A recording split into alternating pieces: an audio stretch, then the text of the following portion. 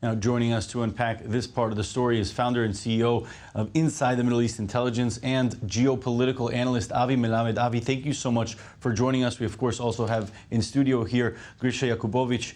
Now, I want to get a sense from you, Avi. We're talking about a global reaction to this latest round of confrontation that actually may seem fairly muted in regards to other confrontations between Israel and Hamas, especially when we're looking at these fairly high death counts. How do you perceive the American approach and dynamic when it comes to its communications with Israel and also to the international community about what's going on here?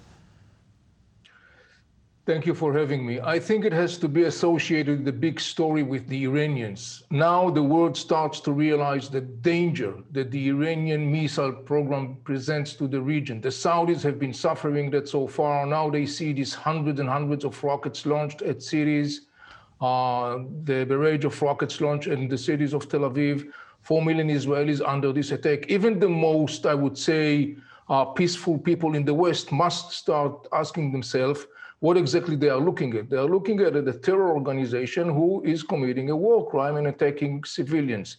To a large extent, I would say that maybe it's about time people in the West will start to internalize. The state of Israel is dealing with a very serious threat in the shape of Hamas, and who stands beyond his Hamas and Islamic Jihad is Iran.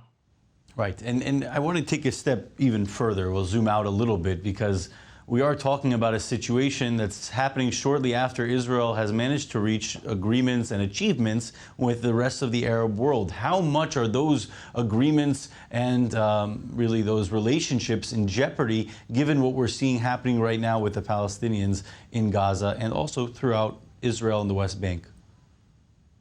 They are not in jeopardy. In fact, if there is one single factor in the region that even more than Israel loathes Hamas is the Arab world. The United Arab Emirates, Egypt, the Saudis, the Jordanians, they all know exactly who Hamas is, and they all resent strongly Hamas' path. We have to remember something very significant. There is a constant major criticism in the Arab world, and now it's going to be tripled on Hamas for a very simple fact. Hamas occupied Gaza Strip in 2007, eliminating the rule of its brother, the Palestinian Authority. And since 2007, Hamas dragged Gaza Strip to hell. And in the Arab world, rightly so, they are holding Hamas responsible and accountable for that reality.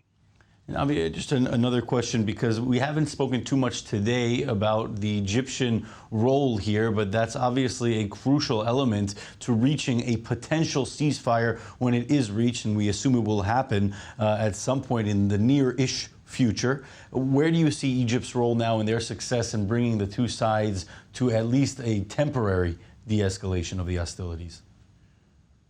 Egypt is a very significant player, particularly, of course, in the context of Hamas as Israel as well. Remember, Egypt deals inside Egypt with the challenge of Islamist fundamental militant terror groups, including the Muslim Brotherhood that are outlawed in Egypt. Hamas is offspring of the Muslim Brotherhood. The Egyptians totally dislike Hamas, but they know exactly how to deal with Hamas. The Egyptians would not shed a tear to see Hamas severely beaten as it is now, because the more Hamas is severely beaten, it's good for the Egyptian to a point. If the Egyptian will start to feel that Hamas defeat in Gaza Strip, and Hamas is seriously defeated in Gaza Strip, if they will start to understand that it's kind of like reflecting negatively on the situation inside Egypt, the Egyptians will step up and they will move forward with a negotiation or a process towards ceasefire. Reminder, in previous rounds, when Egypt rushed to offer Hamas ceasefire initiative, Hamas dumped those initiatives in the garbage. This time, Hamas says to the Egyptian, we will take any initiative of ceasefire that you will come up with. You can understand both Hamas situation as well as Egypt. All right, Avi Melamed, thank you so much. It does appear as though the sands are shifting